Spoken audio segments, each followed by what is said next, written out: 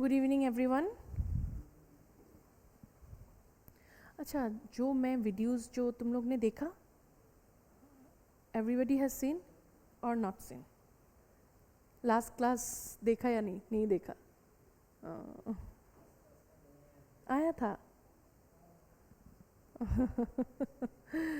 भूल जाओगे ऐसा होने से। Actually those things are very difficult to understand. वो सब चीज़ बहुत थोड़ा डिफ़िकल्ट है। वो अगर नेक्स्ट एक बार रिवाइज नहीं करोगे तो you will forget. So it's need for revision. Revision जरूरी है। Please go through the videos.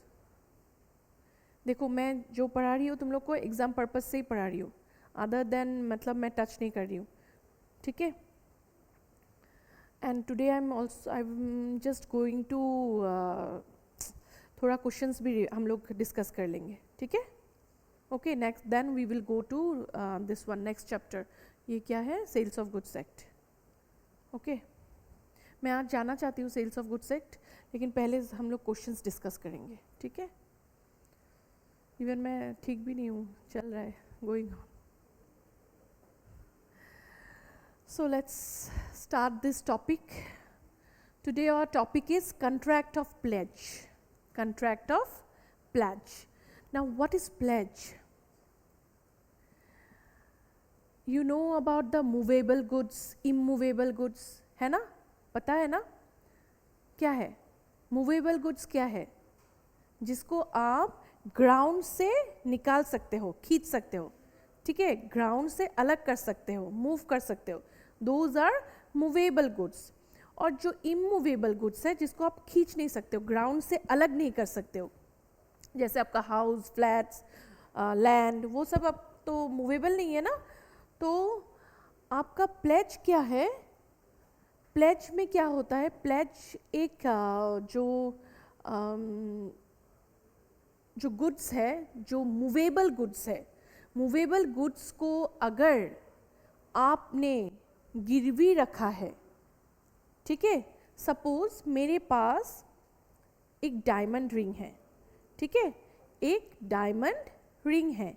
I have a diamond ring and I want 1.5 crores in place of diamond ring. Okay, I need an urgent 1.5 crores. So what I did, I went to a bank.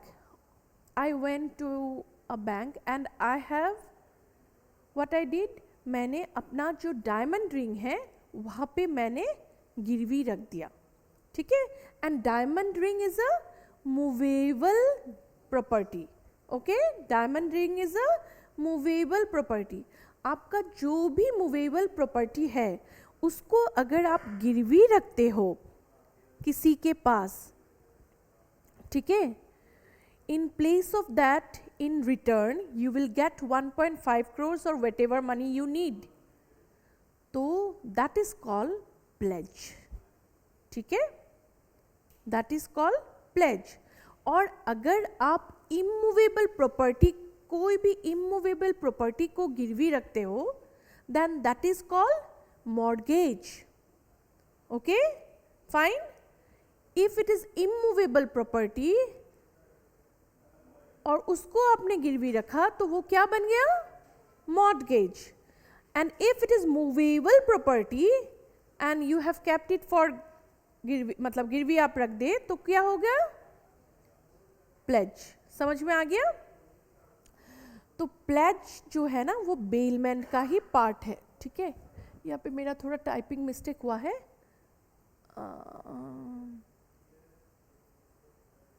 This is called pledge, okay? Pledge.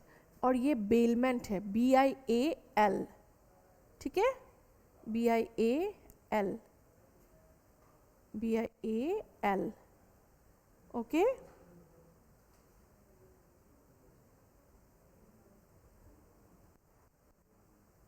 Now here you see,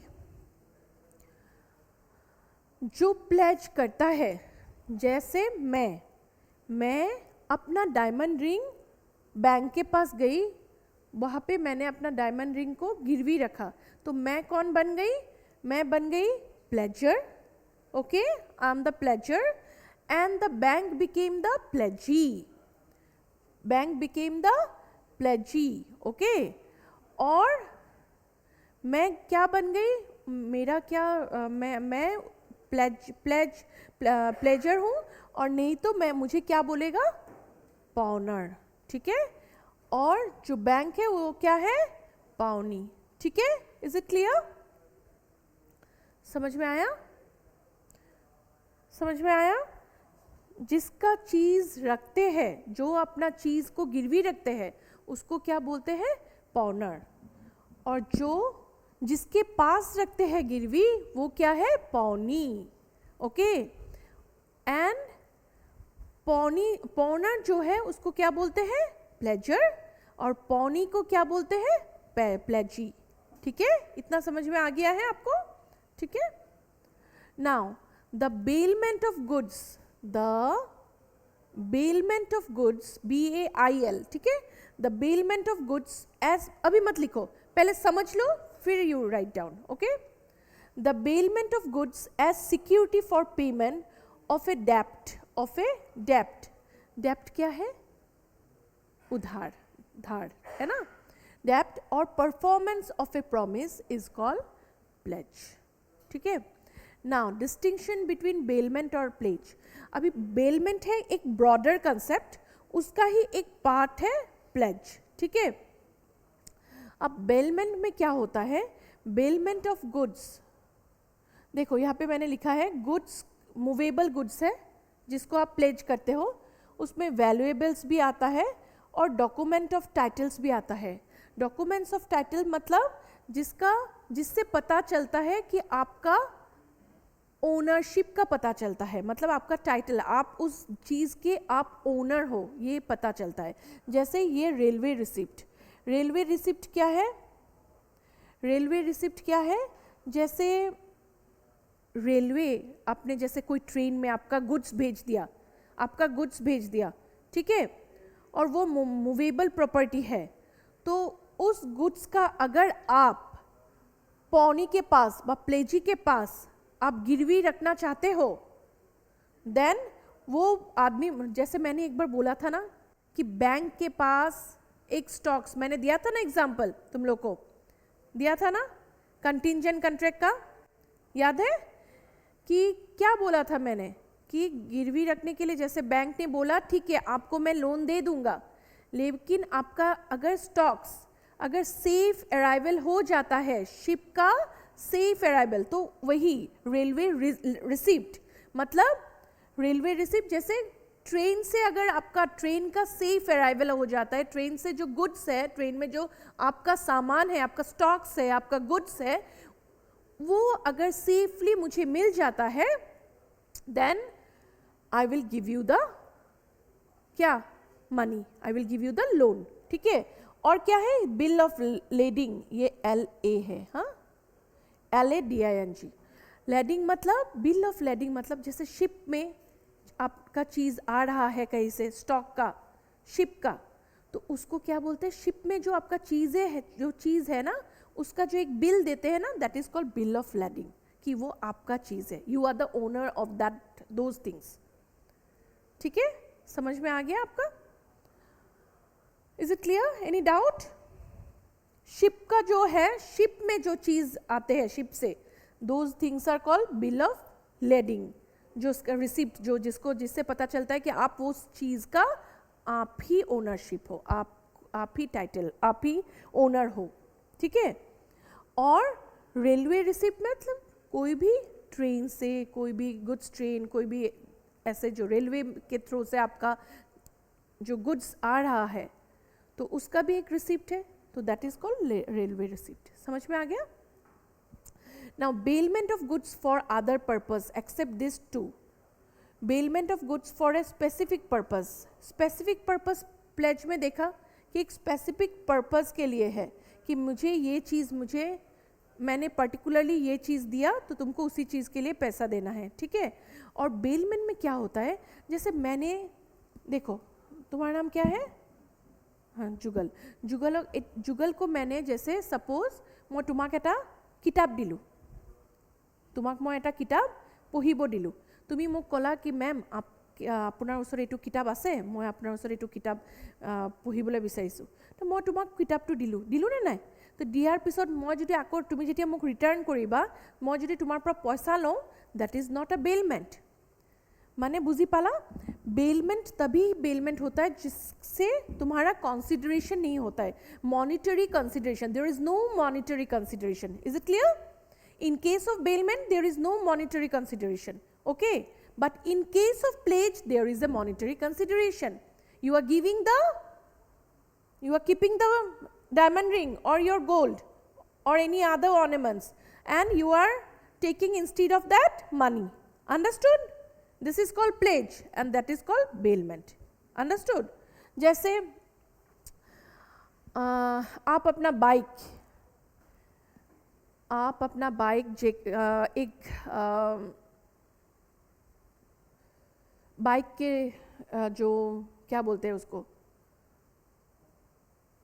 what we call, showroom में आप लेके गए bike के showroom में, और उसको bike को आपका कुछ सर्विसिंग करना था, ठीक है?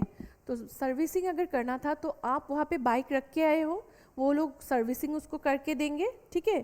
फिर आप जब आपका टाइम होगा आप लेके आ जाओगे। लेकिन क्या वो बाइक सेल कर सकता है?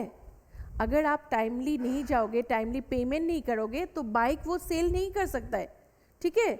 This is in case of bailment.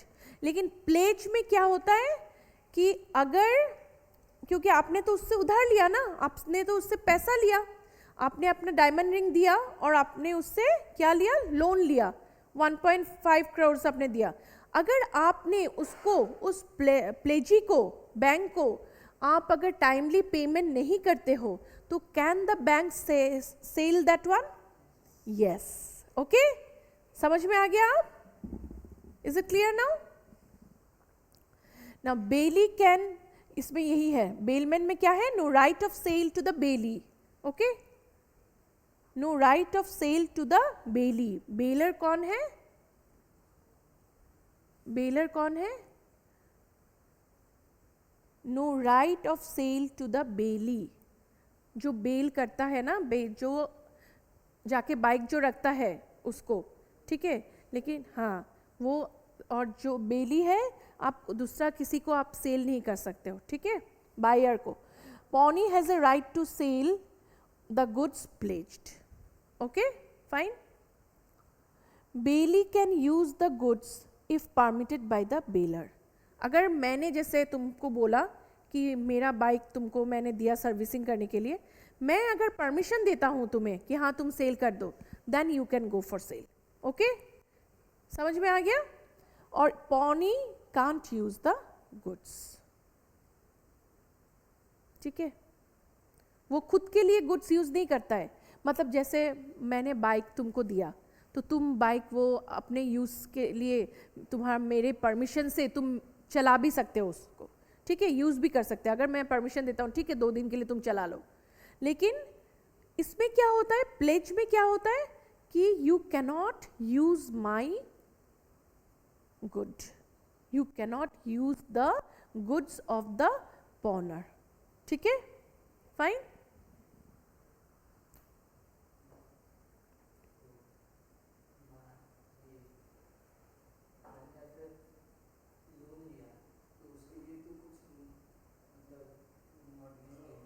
Mortgage नहीं होता ये, इसमें मॉर्गेज नहीं, ये प्लेज बोलते हैं। इमूवेबल में मॉर्गेज होता है, मूवेबल में प्लेज होता है। जमीन का कागज है तो वो मूवेबल नहीं है, वो इमूवेबल है। हाँ, अगर टाइमली नहीं मिलेगा मनी तो बेच सकता है।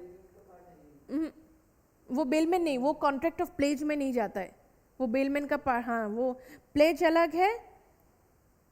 तुम्हारा जो ये क्या बोलता है, जो मूवेबल प्रॉपर्टी है, जो इमूवेबल जो प्रॉपर्टी है, उसको वो कहाँ पे आएगा, ट्रांसफर ऑफ प्रॉपर्टी में आएगा, ठीक है?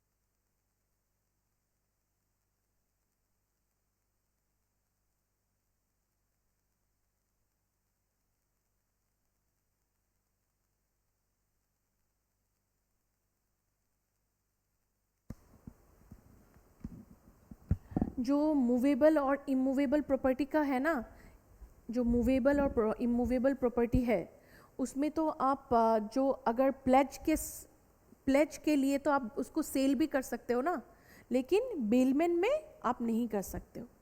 सो दीज आर द थिंग्स, मतलब you can not go for this.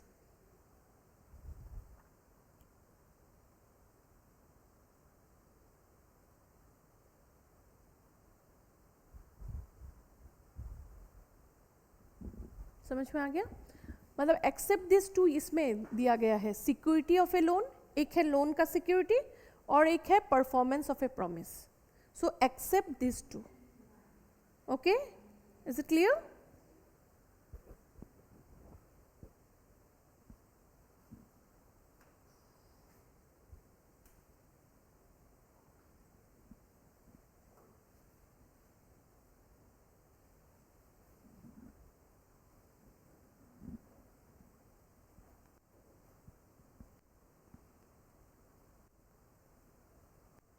ये याद रखना कि प्लेज है किसके लिए? सिक्योरिटी ऑफ ए लोन, एक लोन का सिक्योरिटी दे के लिए है, और एक है प्रॉमिस का परफॉर्मेंस. ठीक है, but in case of bailment these two both are missing. These both are missing. It is not for security of a loan or it is not for the performance of the promise. Okay.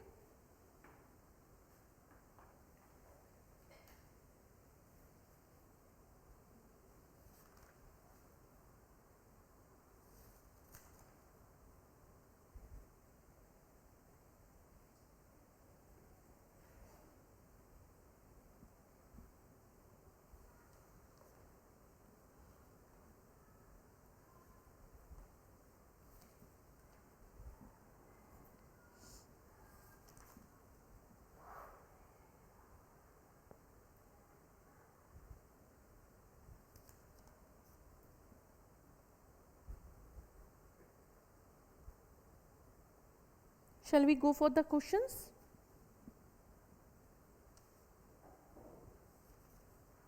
Please take out your book.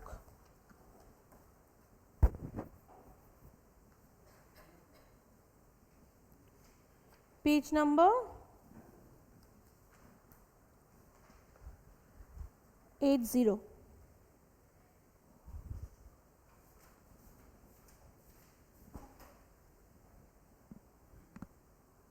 Okay. Now first question, voidable contract is one. voidable क्या था? avoidable उसका है ना. तो which is lawful, which is invalid, which is valid so long it is not avoided by the party entitled to do so. None of this. कौन सा? C. Very good. The difference between an advertisement for sale and a proposal is, एक sale है और proposal है, उसमें difference क्या है? Advertisement for sale. ठीक है, no difference at all. That a proposal becomes a promise as soon as the party to whom it made accepts it, but an advertisement does not. Every case will be viewed according to the circumstances. None of these. B. Fine. अगर आप proposal देते हो मतलब क्या? Offer देते हो ना, तो ऑफर देते हो, लेकिन एडवर्टाइजमेंट फॉर सेल तो वो इनविटेशन टू ऑफर हो गया ना. In a book depot, a catalog of books and listing the price of each book and specifying the place where the particular book is available is an invitation to offer. देखो book depot है, उसमें बहुत सारा books है, and listing the price, हर एक book का price दिया हुआ है, and specifying the place where the particular book is available. Okay, the specific place has been mentioned that where this book is available. Okay, an invitation to offer, an invitation to visit the bookshop. None of this.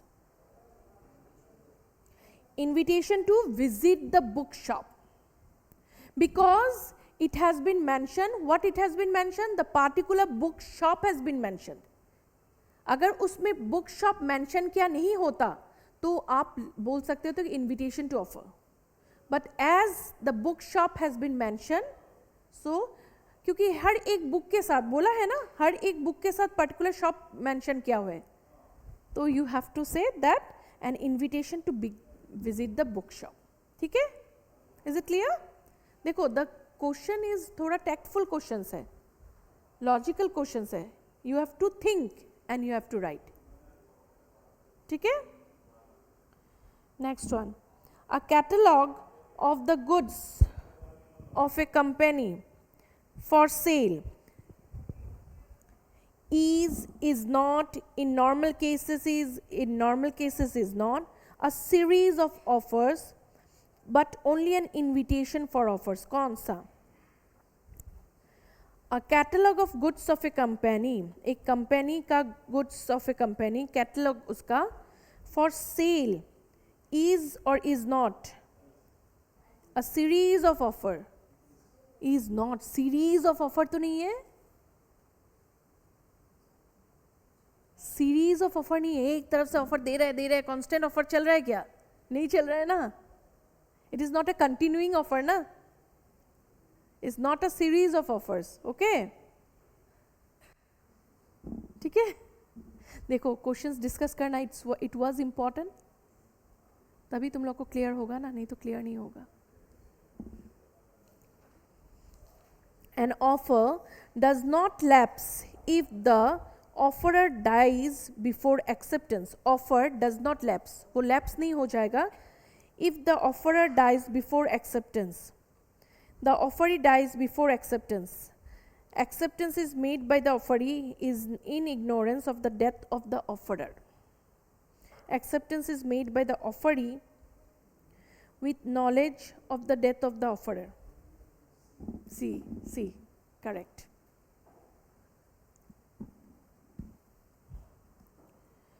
A telephonic acceptance is complete. Tick mark कर रहे हो ना? A telephonic acceptance is complete when the offer is, telephonic acceptance कब complete होता है? When the offer is spoken into the telephone, heard but not understood by the offerer, heard and understood by the offerer. See, very good. ऐसा मुझे अच्छा लगता है ना, you are answering. Good. With regard to the contractual capacity of a person of unsound mind, which one of the following statements is most appropriate? कौन सा? A person of unsound mind can never enter into a contract. A person of unsound mind can enter into a contract. A person who is usually of unsound mind can contract when he is at the time of entering into a contract of sound mind. क्या होगा? Yes, see. मुझे पढ़ना पड़ता है क्या तुम लोग को समझाने के लिए? जब मैं पढ़ती हूँ तभी जाके तुम लोग बोलते हो आंसर. पहले तो क्या बोल रहे थे? ए बोल रहे थे. समझ में आ गया?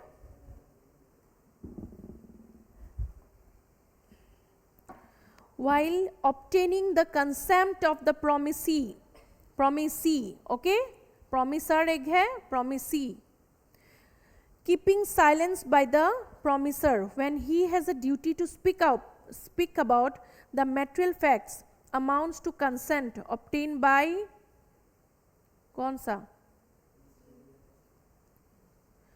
While obtaining the consent of the promisee, keeping silence by the promiser. Promise जो है, promiser, silence by the promiser when he has a duty to speak about the material facts amounts to consent. Amounts to consent. Fraud. Okay? क्योंकि उसको मुंह में बोलना था. अगर उसमें डॉक्यूमेंटेशन देना था, ऐसा अगर होता कि डॉक्यूमेंटेशन क्या हो रहा है, डॉक्यूमेंटेशन अगर एविडेंस हिसाब से चाहिए, वो डॉक्यूमेंटेशन कुछ अलग है, तो उसमें मिस रिप्रेजेंटेशन होगा. ठीक है, समझ में आ गया? A threatened to commit suicide if his wife did not execute a sale deed in favor of his brother. The wife executed the sale deed. This transaction is B. Voidable due to coercion. Coercion क्या था? हाँ, very good. A contract which is vitiated. Vitiated you have understood? Huh? Contract which is vitiated by undue influence. जिसको बनाया गया है undue influence से, मतलब corrupt किया गया है, स्पॉइल किया गया है. ठीक है, विटिएटेड का मतलब क्या है? करप्ट करना, नहीं तो स्पॉइल करना. लिख दो, उसका मीनिंग लिख दो, नहीं तो समझ में नहीं आ जाएगा बाद में. करप्टेड और स्पॉइल्ड. विटिएटेड, विटिएटेड का मतलब है करप्टेड और spoiled. By undue influence is declared as one of the following by which one of the following by Indian Contract Act? Voidable. Very good. Consider the following: active concealment of facts. Concealment, what is concealment? Active concealment of fact. Secrecy. लिख लो. Meaning you write. Hide करना बस secrecy maintain करना.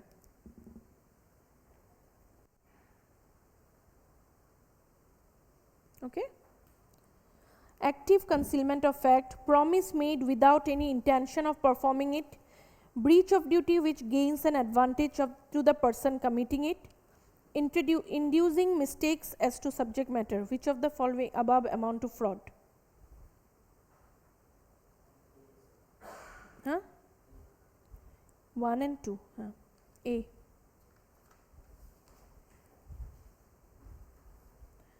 Factors visiting consent. All of this. Huh. Misrepresentation means innocent mistake nahi, unwanted assertion. Sarah. Any breach of duty without any intent to deceive, innocent mistake. Sarah. All of the above. Okay. If a party stands in a fiduciary relation to the other, he cannot dominate, he can dominate the will of another, the trust should be maintained, none of this. He can dominate the will of another. A person is deemed to be in a position to dominate the will of another if he holds real or apparent. Apparent, you know, apparent matlab clear. Holds real or clear authority, stands in a fiduciary relationship. कौन सा? Both A and B? हाँ, both A and B. If both the parties to a contract believe in the existence of a subject, ठीक है, which in fact does not exist, the agreement would be क्या होगा? Void. Very good. Very good.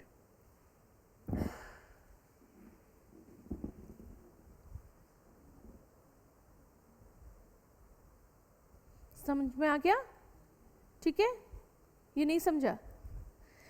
If both the parties to a contract, दोनों parties contract में enter कर रहे, ठीक है, जैसे buyer और seller दोनों पार्टी enter कर रहे contract में, believe in the existence of a subject matter लेके, ठीक है, which in fact does not arise, वो subject matter arise ही नहीं हुआ, तो वो contract क्या रहेगा, वो agreement क्या होगा, invalid हो जाएगा ना, void हो जाएगा ना, dismissed हो जाएगा. समझ में आ गया? For a valid contract, both the parties should have given their consent. The consent should be free. Both A and B. ठीक है. When both the parties to an agreement are under a mistake as to a matter of fact essential to an agreement, the agreement is void.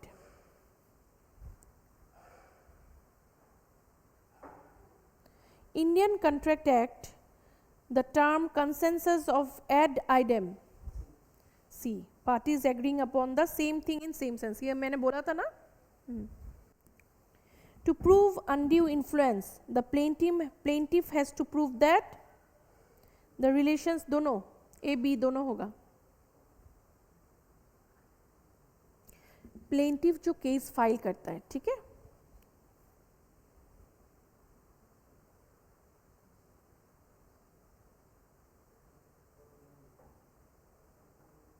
ठीक है, both A and B. हाँ, the validity of a contract is not affected by mistake of Indian law. B, unlawful agreements comprise, सारा होगा, ठीक है, all the agreements mentioned above.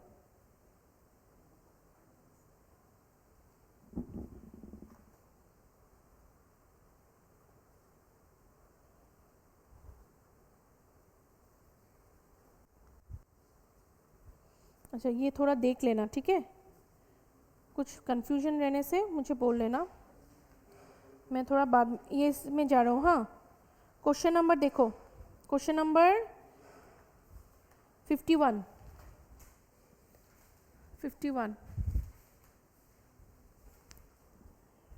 50 से जाओ. 50, X promises to supply Y 1 tola of gold brought from the sun. सूर्य से. हाँ, this is a valid contract, an illegal contract, void agreement, voidable agreement. Yes.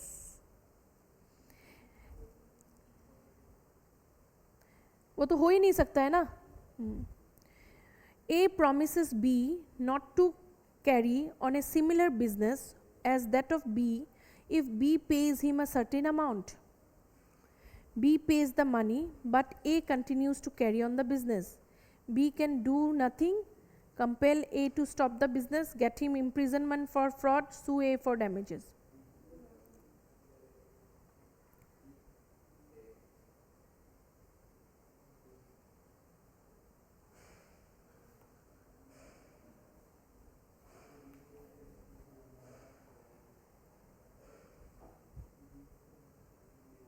देखो, B can do nothing. Legally जा सकते हो.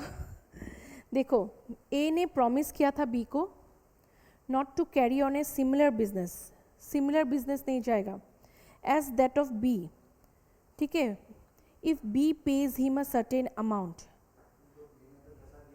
लेकिन B ने पैसा दिया A को, है ना, pays the amount, but A continues to carry on the business. B can. हाँ, लेकिन अगर वो कॉन्ट्रैक्ट होता है तभी, अगर वो कॉन्ट्रैक्ट नहीं है then the B cannot compel. B cannot compel. अगर बी कंपेल तभी कर सकता है जो वो कॉन्ट्रैक्ट लीगली मतलब एनफोर्सेबल होगा. समझ में आया? अगर वो रिटन होना पड़ेगा, है ना, तभी वो बी कंपेल कर सकेगा.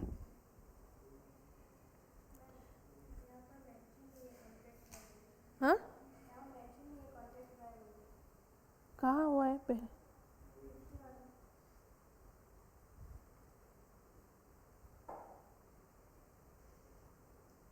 नहीं, बी ने नहीं दिया है ना. हाँ, मेंशन होना पड़ेगा. हाँ, कि ऐसा स्टेटमेंट दिया होगा, then you have to find it legally कि उसमें क्या हो रहा है. जैसे तुमको समझना पड़ेगा कि अगर सच का ये हो रहा है या नहीं. ठीक है, मैंने कुछ एग्जाम्पल तुम लोग को दिया था ना हर चीज़ के लिए, तुम लोग उसको देखना, ठीक है, कि हर चीज़ का जैसे एग्जाम्पल एक बार देख लेना, ठीक है. फिर भी मैं इस क्वेश्चन को एक बार देख लूँगी, ठीक है, आई विल चेक इट.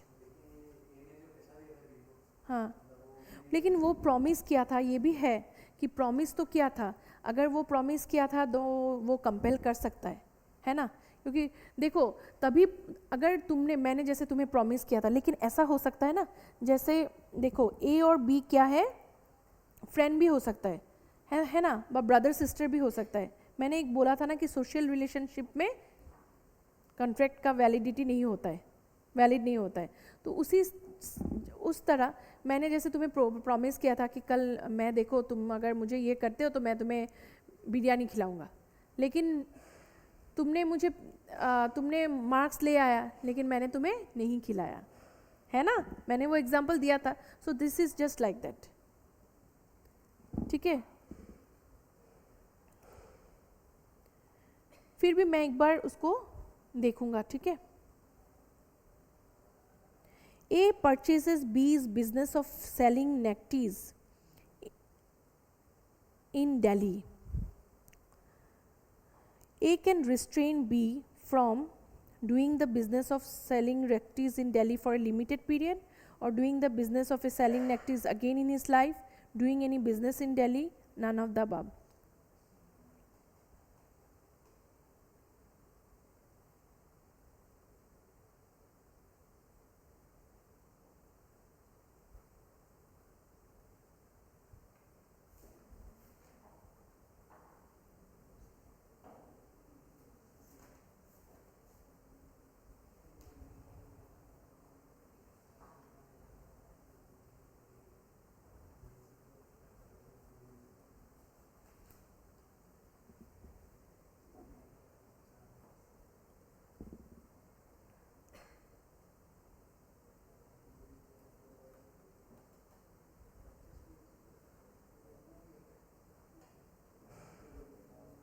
ए ने क्या खरीदा, बी का बिजनेस खरीद लिया.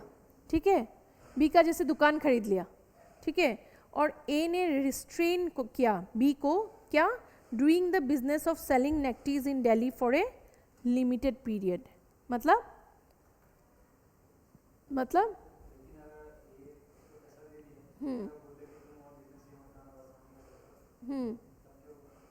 क्या क्या.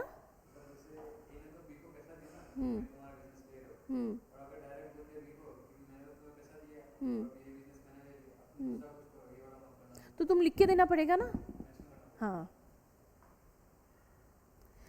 इन लाइफ तुम लोग भी ऐसा चीज़ याद रखना कि कभी भी किसी को अगर कुछ देते हो, कभी भी किसी से कुछ खरीदते हो, तो उसको हर चीज़ रिटर्न होना पड़ेगा.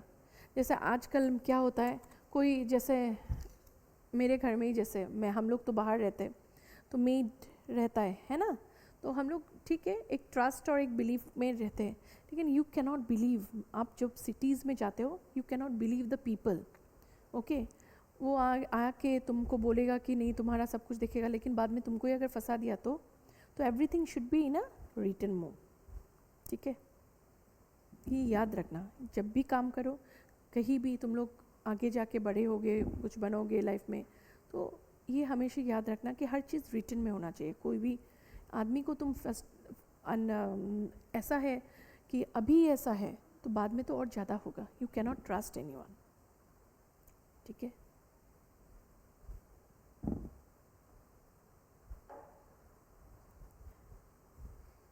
But these 2 questions no I will just check. हाँ, ये 2 क्वेश्चंस मैं थोड़ा चेक कर लूँगी. 51 एंड 52 है ना. ठीक है. 53. A promised to marry B and none else, and promised her to pay sum of rupees 5,000 in addition to what he gets from the other party if he marries someone else. A marries C and gets 10,000 from C. B can get from A क्या? Nothing.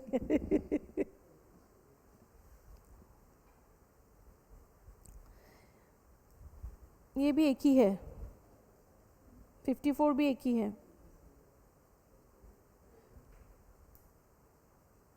अच्छा, ये देखो 55 देखो. A Hindu already married with a living wife B. हाँ, A Hindu already married with a living wife B enters into a marriage agreement with a widow of 30 years of age. समझे? 2 बार शादी हो रहा है.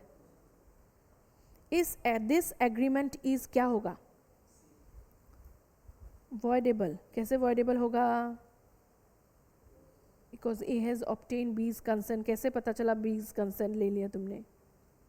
नहीं बाबा, नहीं, void होगा because of being forbidden by law.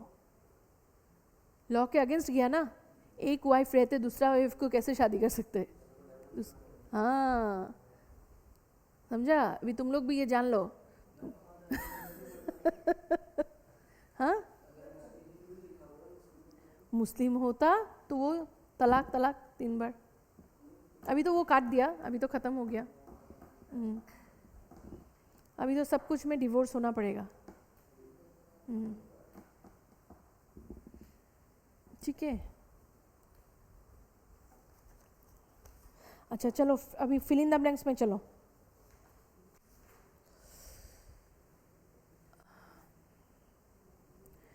A mortgage executed by minor is क्या होगा? Void. If there is no consent, the agreement is void. लिख लो जल्दी लिखो. An agreement caused by unilateral mistake of fact is valid. Coercion is defined in section 15 of the Indian Contract Act.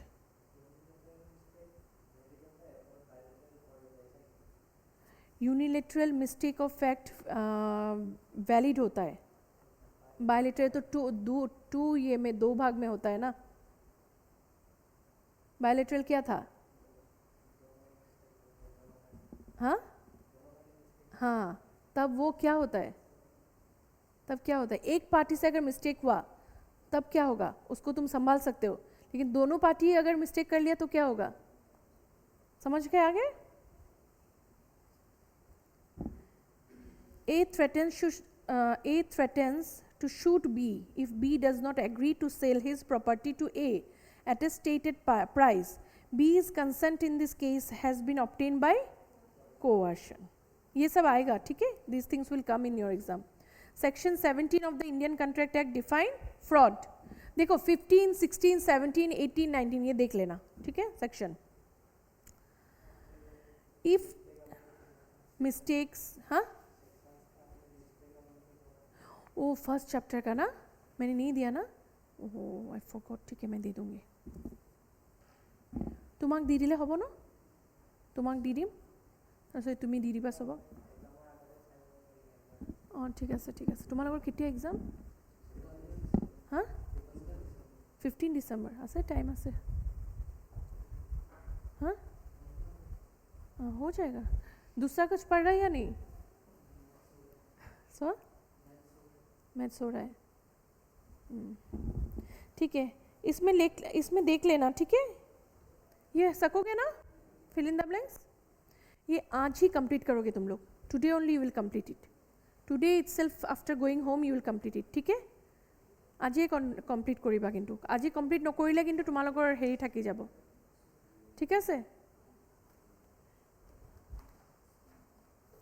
আজি complete কৰি মই কালিতো নহ'ব. Friday কৰাব নোৱাৰিম. ফ্ৰাইডে মোৰ স্কুলৰ হেৰি আছে, মিটিং মানে আছে, ৰিজাল্ট আছে. 9th Monday. Okay, Monday sales of goods act I will start. আজিয়ে ভাবিছিলোঁ ষ্টাৰ্ট কৰিম কিন্তু আজি নহ'লে এইকেইটা ডিছকাছ কৰিবলৈ. Thank you then.